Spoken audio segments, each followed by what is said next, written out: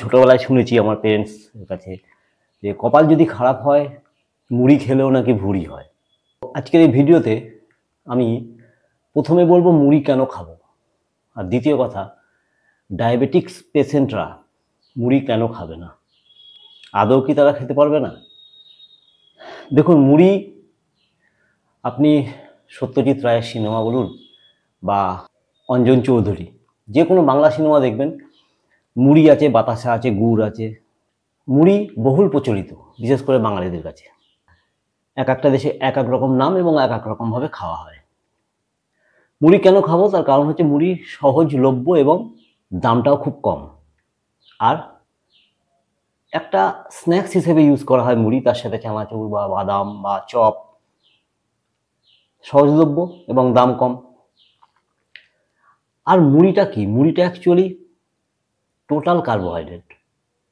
Carbohydrate আমাদের শরীরে প্রয়োজন, যেটা হচ্ছে আমরা ফুয়েল হিসেবে ইউজ করি আমাদের শরীরে। গাড়ি চালাতে যেমন তেল লাগে, সেরকম আমাদের শরীরে কার্বোহাইড্রেটের প্রয়োজন আছে। কিন্তু আমরা অধিকাংশ মানুষই ভুল করি এক্ষেত্রে, যে কার্বোহাইড্রেট আমরা কতটা খাবো এবং কি পরিমাণে খাবো এবং খাওয়ার নিয়ম কি। মুড়ি খাওয়া হয় একটা কারণ যে এর মধ্যে প্রচুর ক্যালোরি থাকে। প্রায় 100 গ্রাম মুড়িতে আপনার 350 বা 358 ক্যালোরি এবং 7.41 গ্রাম অফ প্রোটিন আপনি পেয়ে যান।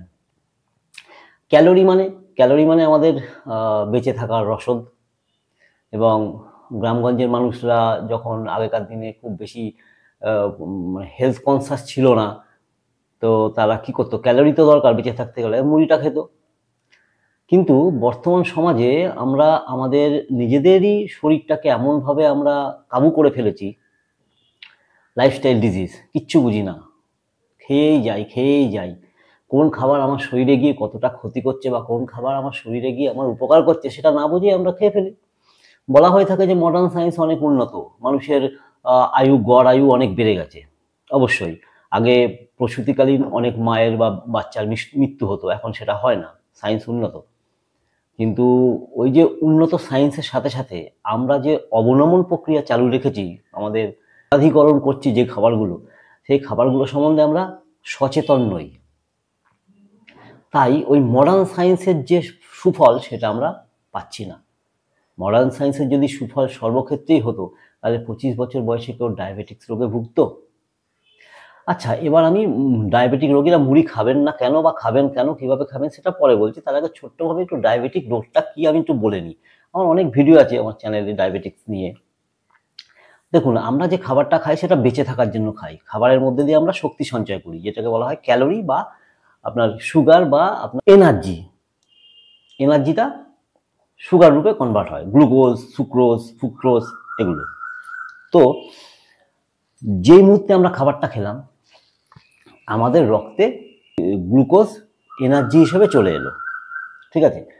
এবার ওই রক্তর মধ্যে থেকে ওই এনার্জিটা যতক্ষণ না পর্যন্ত আপনার কোষের মধ্যে যাচ্ছে, যকৃৎ কাজ করে, কোষের মধ্যে যাচ্ছে, ততক্ষণ আপনি রক্তের মধ্যে কিন্তু সুগারটা বা ওই এনার্জিটা থেকে যাচ্ছে, গ্লুকোজ রূপে হোক বা অন্য রূপে হোক। এবার আমাদের শরীরে একটা গুরুত্বপূর্ণ অঙ্গের নাম হচ্ছে প্যানক্রিয়াস, অগ্নাশয়। ওর কাজ কি? ওর কাজ হচ্ছে আর ইনসুলিন নামক এক হরমোন নিঃসৃত করা শরীরে। আর ওই ইনসুলিন আমাদের রক্ত থেকে ওই এনার্জি বা গ্লুকোজ বা সুগারটাকে কোষের মধ্যে পাঠিয়ে দেয়, তাহলে তার কাজ শেষ। কিন্তু দেখা গেল আপনার ইনসুলিন উৎপন্ন হচ্ছে না, আপনার প্যানক্রিয়াস একদম কাজ করছে না, যেটাকে টাইপ 1 ডায়াবেটিস বলে। আর 2 নম্বর হচ্ছে আপনার ইনসুলিন উৎপন্ন হচ্ছে, কিন্তু রক্তের মধ্যে থেকে কোষের মধ্যে সেই গ্লুকোজটা, সেই এনার্জিটা যাচ্ছে না। তার ফলে আপনার রক্তের মধ্যে শর্করার মাত্রা, আমার গ্লুকোজ বেড়ে যাচ্ছে, যেটাকে বলা হয় সহজ ভাষায় সুগার বা ডায়াবেটিক। যোগশাস্ত্রের মতে বলা হয় যে আমাদের অগ্নিগ্রন্থির দুর্বলতার জন্য আমাদের ডায়াবেটিক্স হয়ে থাকে। অগ্নিগ্রন্থি বা সূর্যগ্রন্থি মানে হচ্ছে আমার ওই প্যানক্রিয়াস। তাহলে এবার আপনাকে ভেবে কাজ করতে হবে। যদি আপনার শরীরে ইনসুলিন পর্যাপ্ত পরিমাণে না উৎপন্ন হয়, তাহলে আপনাকে বাইরে থেকে ইনসুলিন দিতে হবে। হ্যাঁ, এবার সেটা কত বছর? 5 বছর, 10 বছর, তার বেশি আর না। আগে তো ইনসুলিনের উৎপাদন ছিল না, তখন এই মানুষ এমনি মরে যেত। তো আপনাকে ভেবে নিতে হবে। এবার আপনি যে খাবেন জিনিসটা, সেটা তো আপনার রক্তের মধ্যে থাকছে। তাহলে ওই যে এনার্জিটা আপনি যেটা খেয়েছেন সেটাকে আপনাকে কি করতে হবে, বার্ন আউট করতে হবে। যদি আপনার প্যানক্রিয়াস কাজ না করে, যদি প্যানক্রিয়াসের বিটা সেল যদি আপনার ইনসুলিন উৎপন্ন করতে বিরত থাকে, তাহলে কি করতে হবে, আপনাকে জোর পায়ে হাঁটতে হবে, আপনাকে জগিং করতে হবে, আপনাকে অ্যারোবিক করতে হবে, আপনাকে এক্সারসাইজ করতে হবে বিভিন্ন ধরনের, যাতে ওই এনার্জিটা যেটা আপনি খেয়েছেন সেটা যেন শরীরে না জমে। আর একটা ব্যাপার হচ্ছে ওবেসিটি, মানে মোটাপা, মানে হচ্ছে আপনি যদি খুব মোটা হয়ে থাকেন তাহলে আপনার সুগার হওয়ার সম্ভাবনা অনেকাংশে বেড়ে যায়। এবার আমি কতগুলো আগে আসন বলবো, যে আসনগুলো করলে আপনি আপনার প্যানক্রিয়াসকে পর্যন্ত অ্যাক্টিভ করতে পারেন, আবার ইনসুলিন তৈরি হতে পারে। পথটা কঠিন কিন্তু অসম্ভব নয়। এই যে ময়ূরাসন, প্রথমে আমি যেটা করলাম ময়ূরাসন করলে তো কোনো রোগই থাকে না শরীরে। আপনি যদি ময়ূরাসন নিয়মিত করেন তাহলে আপনাকে সুগারের কথা ভাবতেই হবে না। প্রথম কথা হচ্ছে এটা। সবাই ময়ূরাসন করতে পারে না, তাহলে আপনি কি করবেন, আগে ভোরবেলা ঘুম থেকে উঠে হাঁটবেন। হাঁটার মতো কোনো বিকল্প রাস্তা নেই। আপনার যদি সুগার থাকে, আপনার যদি কোলেস্ট্রল থাকে, আপনার হাই বিপি থাকে, যাই থাকুক না কেন, হাঁটুটাকে শক্ত করুন, জোর পায়ে হাঁটুন, ব্রিস্ক ওয়াক করুন, একটু জগিং করুন, তারপরে ফ্রি হ্যান্ড করুন। আপনি যদি নাচতে ভালোবাসেন নেচে দিন। সোজা কথা, আমাকে ক্যালোরিটা বার্ন আউট করতে হবে আমার শরীর থেকে, যাতে সেটা রক্তের মধ্যে এনার্জিটা না থাকে, সেটা যেন বার হয়ে যায়।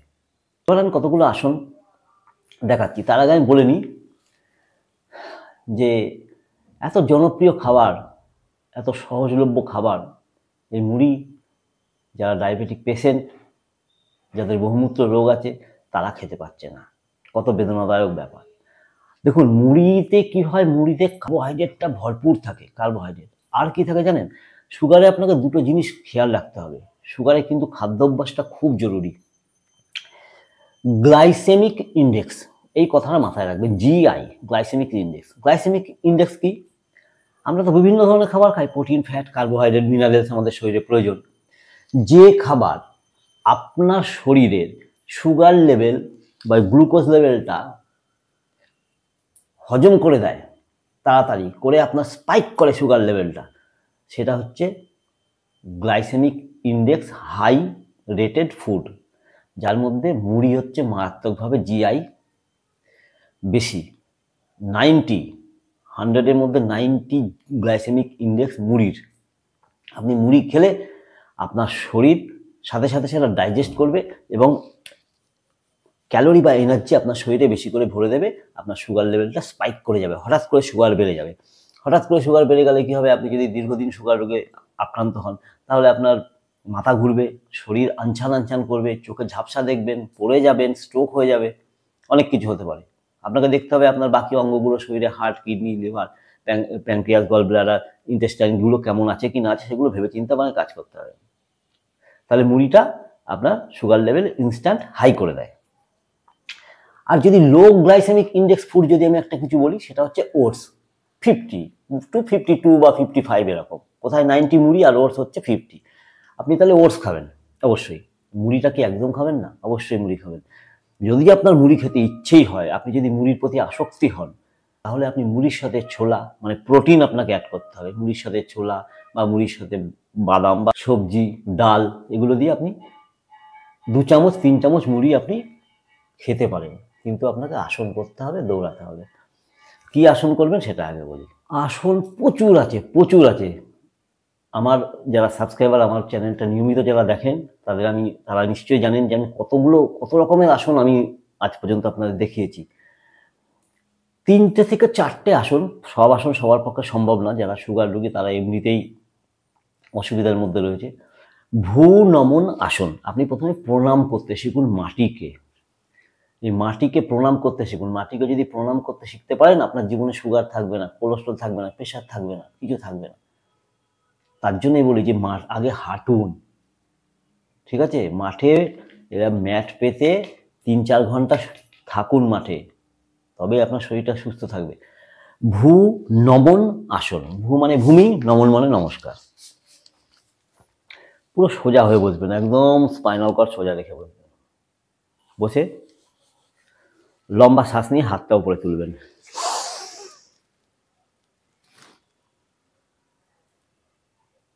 দশ সেকেন্ড হোল্ড করার পর হাতটা ছেড়ে দেবেন, শ্বাসটা ছেড়ে দেবেন। এইবার হাতটাকে আপনি মাটিতে দেবেন, দিয়ে আপনার মাথাটা মাটিতে ঠেকাবেন।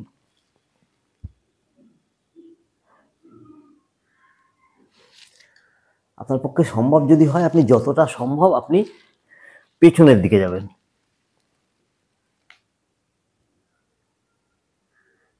দশ সেকেন্ড থেকে শ্বাস নিয়ে উঠে আসবেন, বোথ সাইড, আবার এদিকে করবেন। 10, শ্বাস ছাড়ুন,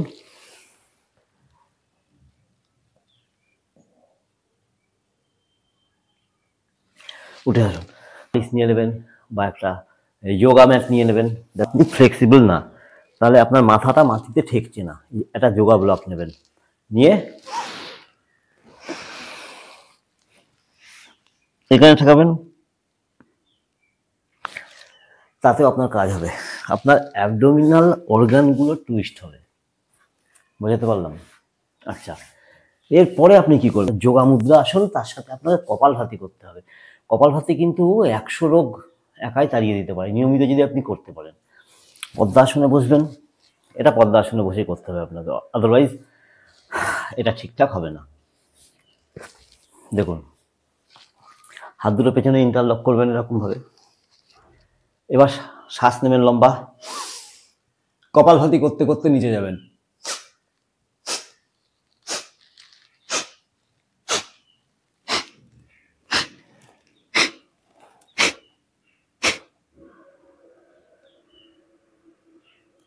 আবার উঠবেন,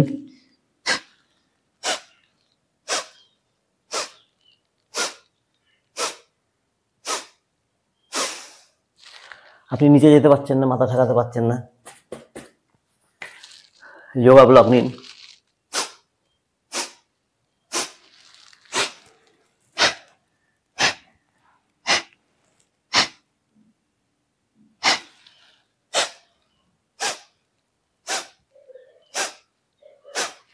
এইভাবে অনুশীলন করুন, তারপরে এটাকে এখানে রাখুন, তারপরে এটাকে সরিয়ে দিন। তারপর কি করবেন? তারপর করবেন উত্তান পাদাসন। উত্তান পাদাসন মানে পা উঁচু করা।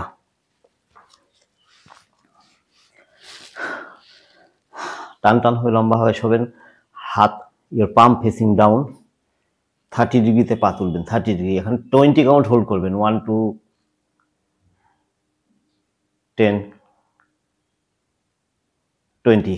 আস্তে করে দুটো পা ভাঁজ করবেন, পেটের কাছে যতটা সম্ভব নিয়ে আসবেন। যদি সম্ভব হয় আপনার পক্ষে নাকটা ঠেকাবেন, পবন মুক্ত আসন। এখান থেকে ঠিক আবার 45 ডিগ্রিতে যাবেন, পা কিন্তু মাটিতে নামাবেন না। এখানে 20 সেকেন্ড হোল্ড করার পর আবার পবন মুক্ত আসন। 10 সেকেন্ড হোল্ড করলেন, 75 ডিগ্রিতে যাবেন, পা কিন্তু আমি নামাচ্ছি না মাটিতে। এখানে 20 কাউন্ট হোল্ড করবেন, আবার পবন মুক্ত আসন। 10 সেকেন্ড হোল্ড করবেন, তবে 90 ডিগ্রিতে পা যাবে, 90। এখানে আপনি 10 সেকেন্ড, 15 সেকেন্ড, 20 সেকেন্ড আপনার ক্ষমতা অনুযায়ী হোল্ড করবেন, আবার পবন মুক্ত আসন। 10 সেকেন্ড হোল্ড করলেন, ছেড়ে দেওয়ার সময় একবার সেতুবন্ধন আসনে 30 সেকেন্ড দাঁড়িয়ে থাকবেন।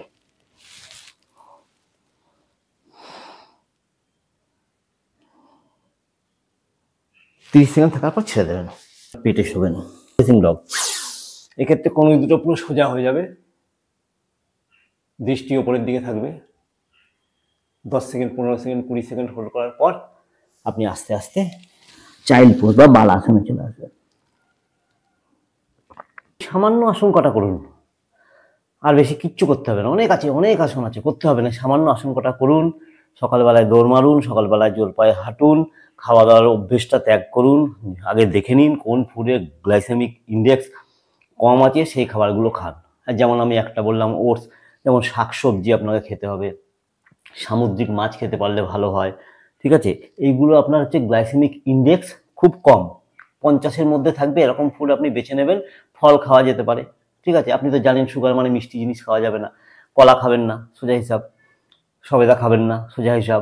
তাও খেতে পারেন, এমনকি রসগোল্লা পর্যন্ত খেতে পারেন। আমার একটা ভিডিও আছে যে সুগার রোগীরা রসগোল্লা পর্যন্ত খেতে পারে। কিন্তু তার জন্য আপনাকে কী করতে হবে? আপনাকে পরিশ্রম করতে হবে প্রচুর, আপনাকে আসন করতে হবে, প্রাণায়াম করতে হবে, মুদ্রা করতে হবে, যোগ করতে হবে ভালো করে। আপনাকে 3 ঘন্টা 3 আপনাকে প্র্যাকটিস করতে হবে, তবে আপনি সব পারবেন। আপনি আবার আপনার এই পুরনো জীবন ফিরে পাবেন। চোখের দৃষ্টি ঝাপসা হয়ে যায় সুগারের জন্য, চোখের দৃষ্টিও ফিরে পাবেন যদি আপনি নিয়ম করে যোগ অভ্যেস করতে পারেন। আমার দেখানো পথগুলো আপনি চলুন। যদি কোনো প্রশ্ন থাকে আমায় কমেন্ট বক্সে কমেন্ট করুন, আমি অবশ্যই উত্তর দেব। আপনাদের জন্য মহাদেবের কাছে অনেক অনেক প্রার্থনা। ভালো থাকবেন, সুস্থ থাকবেন। নমস্কার।